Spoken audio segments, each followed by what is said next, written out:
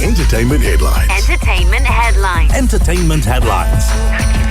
This is The Buzz. Hey everybody, welcome back to the program, and we're talking about the hit TV show on Netflix, Squid Game. It's got a lot of people talking these days. In fact, I can't go with having a conversation with someone at work without them dropping a reference to the show or saying something that happened from it or whatnot. So it's such a hit, and I can't believe it. And now I'm reading that fans of the wildly popular Squid Game series are going to be given a chance to play this in real life as well. In the capital, Abu Dhabi, they're going to be doing their own real-life Squid Game, the Korean Cultural Center. That's scary. They said there will be no murder, though, Of course. Yeah. Well, I had to Google this. What's so good about Squid Game? And it came back with a response saying... It has so much symbolism. Oh. So much. But it's just the way you look at it. But what do people think? Well, apart from the people, they obviously quoted a Vogue article, and it says that it's the performances that steal the show. And they also say it's hair-raisingly tense sequences in the show. Did you get goosebumps when you were watching the show, Ryan? No. No. Not at all. Oh, okay. No. So what gripped you, like, straight away? Really, the symbolism. Okay. It's thought-provoking for sure. Okay. Because you'll be thinking about what is the symbolism behind it? Because you think that there is this... Okay, I don't want to do this conspiracy theory thing going. I don't want to be the conspiracy theorist now, but really you do think it kind of takes you through this journey of who controls the world. Oh. And who's really benefiting from some people's sorrows. Really, that's what you kind of think about it, because there's a part. I don't want to really burn the show, but like there's an episode later on in the show where you see those elite. They're actually they gather and they watch and they enjoy the game, one of the games. And they're betting on people who's gonna die next. You know what I mean? Yeah. So that's part of like you kind of think about that. You're like, oh, could this be happening in real life, but in another way? You know what I mean? Exactly. Yeah. Yeah. So that's one aspect of the show that kind of will grip you to think of who's really controlling the world, who's really benefiting from people. For example, of falling into hunger, falling into debt, getting killed, you know, all of that, the whole 9 yards. So that's one thing. So they're playing for money, basically. They're playing for money because the contestants or the players, they're all in debt. Yeah. So they kind of they come to this game. They're thinking that if they play child games, and whoever wins is going to get the money, right? So hundreds of people, they sign up to this game, and they don't know that the penalty will be death if you lose the game immediately on the spot. Like they have a couple of games there, for example, let's say 6 games, and each game on the spot, if you don't follow the rules and if you don't win the game, you'll be shot on the spot. That's the whole concept. This reminds me of this game that we play on the websites at good old Kareem's house, and you have to guess some questions, and then your character just dies because it got the question. Hunger Games? No. It's probably similar to that, yeah. Some people associate it, or they say it's kind of similar to Hunger Games. I didn't watch Hunger Games, but it was also a hit as well. And they're saying that it has kind of a similar touch to it or concept. But it does have a lot of symbolism. Again, I go back to the whole symbolism thing, because you talked about the outfits earlier. You know, the morph suit and all of that, the guards being, dressed in morph suits, and they're covered in red from top to bottom, and they cannot communicate with the players. They cannot really talk much. They're kind of like robotic, and they're kind of like beast-like rather than being human. So that has a symbolism, because why are they wearing red? Maybe it's because they symbolize danger. Because red to us is like stop or danger, you know what I mean? Or a kind of anxiety, or it doesn't really soothe you much. Like red is not the color that will soothe you when you were looking, for example, at white or, other colors. I think they're wearing teal, green kind of tracksuits. The contestants, yeah. So that kind of also symbolizes like tranquility maybe, or like I don't know, just casual wear. They're not wearing like battle armor clothes. So they, you know, they're coming, and they're also, it kind of symbolizes not just the color of the teal color of the uniforms. They're not just symbolize like a peaceful or healing kind of sentiment, but they're also wearing like their death sentence tracksuits. That kind of symbolizes it as well. It does looks bring, like it. It does bring that to mind, certainly. And this show definitely highlights the character's desperation. For example, Squid Game's main character, Ji-hun, he's a divorced dad who worked at an auto factory for years, was fired, tried to open his own business and failed, and now lives with his elderly mother while working as a driver. A lot of the characters on the program, the contestants are generally poor and desperate, and that makes them a prime target for this mysterious organization that's running the games. And the organization is dangling money at those contestants, around 38 million US dollars, by having them play this game as well. So it's kind of an allegory, and it uses this fictional game and those desperate characters to say something about living in modern society and the trappings of capitalism and class divides and what people from certain segments of society have to go through. And I think that's one of the main reasons for the show's appeal. Not just that as well, there's a real fascination with game culture and game shows. And when you watch something like that, there's the thrill of, you know, who's gonna live, who's gonna die, what's gonna happen to them. But beneath it all is a human story about real life people in very desperate circumstances. That's one way to look at it. Another thing is that it's entertaining because of the actual games. Yeah. You actually will engage in the games. You'll be like, oh, I hope he takes that shot, or he actually does this and he does that. So you will also engage in the games themselves. That's another thing that will be very entertaining. But going back at the point where people are so desperate, that's very important to touch on. How desperate are you for money? You know, the measures you will take to get money. That's also another thing to look at. But then also in the end, because there has to be a winner, obviously, right? But did they know that they would die if they lose? No, not at first. No, not at first. Not at first, Oh, okay. In the first game, that's when they were. That's when they knew. Yeah. Okay. But the thing is that, you know, there has to be a winner, right? Yeah. So when you won the money, it kind of shows you how does money really bring you happiness? And you will know the answer to that also. That's another thought-provoking aspect or question that you will ask yourself later on. Does it really, like all those people, they lost their lives and they went to extreme measures to win, and they didn't, and in the end a person won the money. What did he do with the money? Was he happy? What happened to him after he got the money? That's also a thing to look out for in the end of the show. That's very sad. Very deep series. Yeah. Well, I'm trying to look at the bigger picture here, because at the moment, what Ted Sarandos, who is the CEO of Netflix, has said that there is a very good chance that Squid Game is going to overcome House of Cards, Bridgerton, Queen's Gambit, Stranger Things, Money Heist, you name it, all the big shows on Netflix that we thought were dominating the market. They're going to beat it to become the biggest show ever. And this is amazing because, I obviously haven't seen Squid Game. Now, I'm getting slightly more convinced. Intrigued and convinced. And we do have a long weekend to look forward to. What I'd like to understand is how Netflix or these streaming platforms have changed our knowledge of TV shows.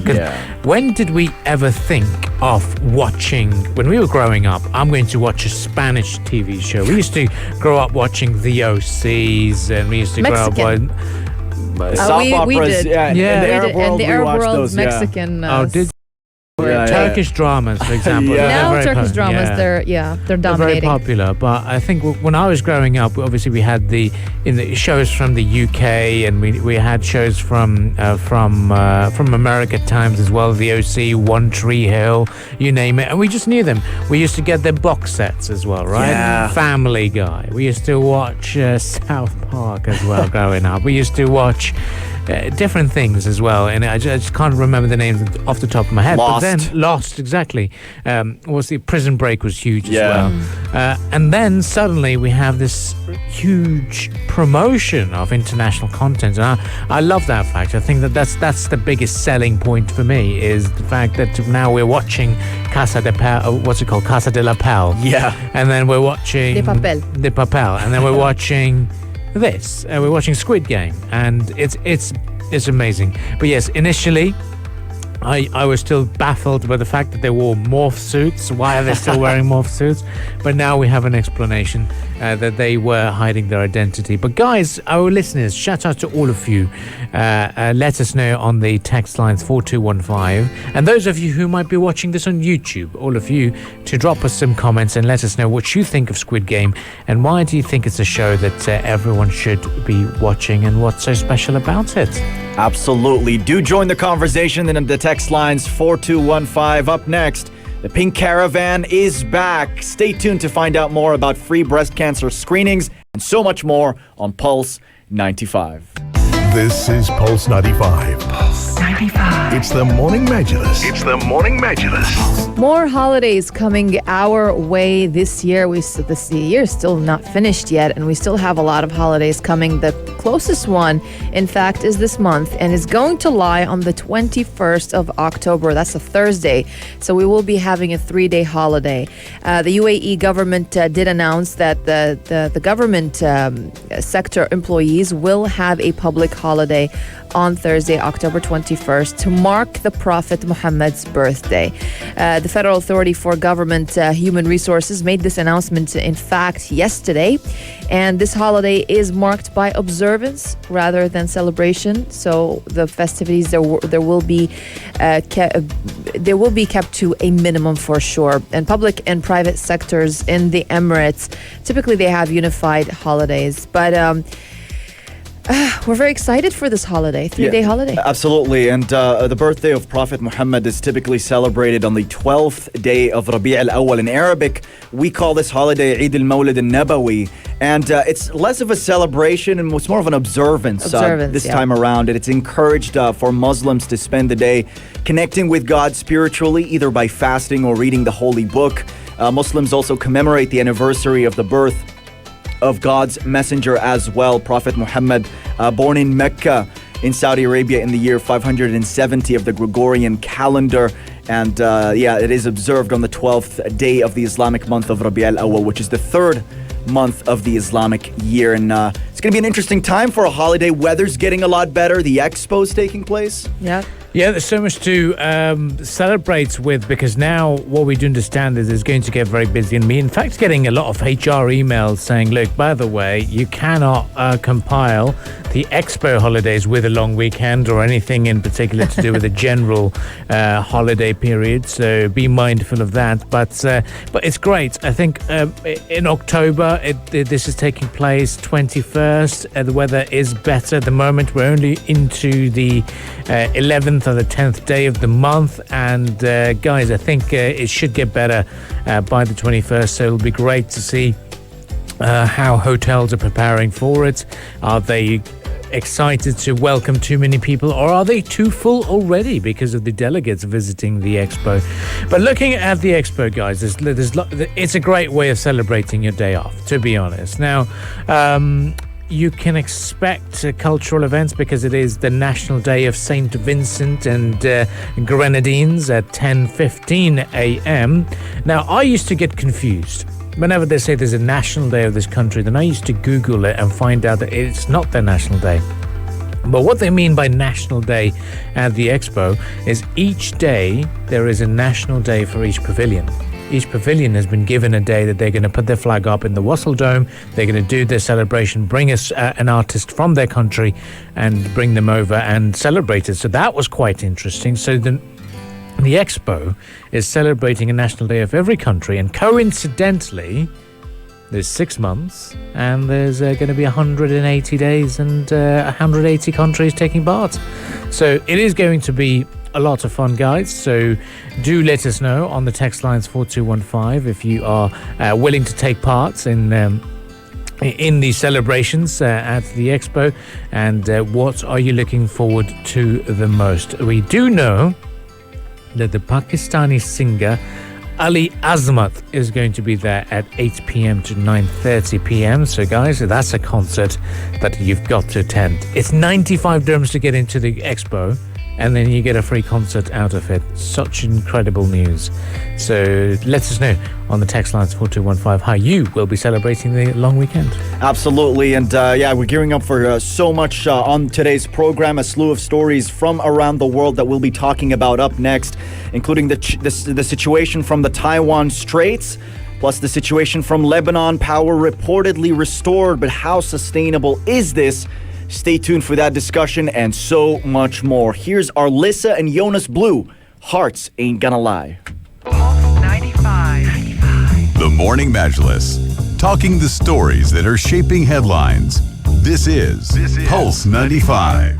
This is Pulse 95 and a very warm welcome back onto the Morning Majlis. We're going to be continuing the discussions here on the program and talk to you about a big story that we discussed yesterday. And it was going to be very interesting how the world reacts to the slight escalation. And Taiwan yesterday said that it will not bow to pressure from China and will defend its democratic way of life. President Tsai Ing-wen has said in a very defiant speech after the heightened tensions over the island. Now, one of the reasons why we're talking about this is yesterday we discussed how the Chinese premier had said that they want a reunification with Taiwan, and looking at Taiwan as a state or as a territory, not many countries recognize it as an independent state. But Taiwan's National Day was observed with those sentiments, saying that a reunification dream should be fulfilled. Taiwan, at the moment, considers itself a sovereign state, while China says it is a breakaway province. Yes, and looking more into what the Taiwanese president said yesterday, said that Taiwan will keep bolstering its defenses to ensure nobody can force the island to accept the path China has laid down, offering neither freedom nor democracy, and repeated a call for talks with Beijing. And Beijing denounced that speech, in fact. Yes, indeed. They denounced the speech, and it really goes back to the history between China and Taiwan. It goes back to 1949. Following the Chinese Revolution, the KMT, or the Nationalist Party, fled to the island of Taiwan. And the KMT had been receiving billions in military support from the U.S. as part of the United States Cold War strategy. And following this, the United States occupied Taiwan until 1979. Now, in 1971, the UN General Assembly voted to adopt a one China policy, viewing Taiwan as a province of China. The United States followed suit and officially has that long-standing one China policy where it recognizes China officially rather than Taiwan. However, the agreement also allows Washington to maintain an unofficial, robust relationship with Taiwan. Currently, the U.S. sells arms to Taiwan as part of the Washington-Taiwan Relations Act. We've also seen a separatist movement growing within Taiwan, culminating in the election of Tsai Ing-wen, who gave the recent speech, and the Democratic Progressive Party, who reject a 1992 consensus that China and Taiwan are part of one country. And that's where we are today. Taiwan caught in the middle between the United States and China. Xi Jinping in his speech saying that Taiwan is a Chinese internal matter that no external forces can interfere with, while Tsai Ing-wen wants essentially to separate from the mainland. Yeah, as you said, Ahmed, it goes way back. China and Taiwan were divided during a civil war back in the 1940s, but Beijing insists the island will be reclaimed at some point by force if necessary. But looking at how Taiwan is governed, the island has its own constitution, and it democratically elects leaders, and they have about 300,000 active troops in its armed forces, and they have their own president now. But looking at also what countries recognize Taiwan, because it's really not globally recognized by every country in the world. Only a few countries recognize Taiwan. Most recognize the Chinese government in Beijing instead, of course. The U.S. has no official ties with Taiwan, but does have a law which requires it to provide the island with the means to defend itself. So going back to the root of this, the latest on this tension, on Saturday, again, the Chinese president did say that unification should be achieved peacefully, but warned that the Chinese people had a glorious tradition of opposing separatism. And he said that the historical task of the complete reunification of the motherland will definitely be fulfilled. And following the speech that we just talked about, the Taiwanese president's speech, China's Taiwan Affairs Office said she had advocated Taiwan independence, incited confrontation, cut apart history, and disputed facts. And despite the recent heightened tensions, relations between China and Taiwan have not deteriorated to levels last seen in 1996 when China tried to disrupt presidential elections with missile tests. And the U.S. also dispatched aircraft carriers to the region to dissuade them as well. So this is the latest on the situation between them. Well, it's going to be very interesting to see how the world reacts to it, because this is another situation arising after the South China Sea issue. This particular issue is going to face a lot of negotiations. It will become the big thing over the coming few days as things do escalate. Or is it just going to be exchange of words with some a show of might? We don't know, but we hope that there isn't a massive escalation. But what's going to happen now is the business headlines of Pulse 95, so we'll be quickly moving on to that. After that, we'll continue with the discussions and shift our focus to our own region and talk about the developments in Lebanon as well as developments in Iraq. Stay tuned. This is the Morning Majlis. If you liked this episode of The Morning Majlis, drop a like and subscribe. 95. Be sure to follow us on Instagram for all our daily updates and top stories. Pulse.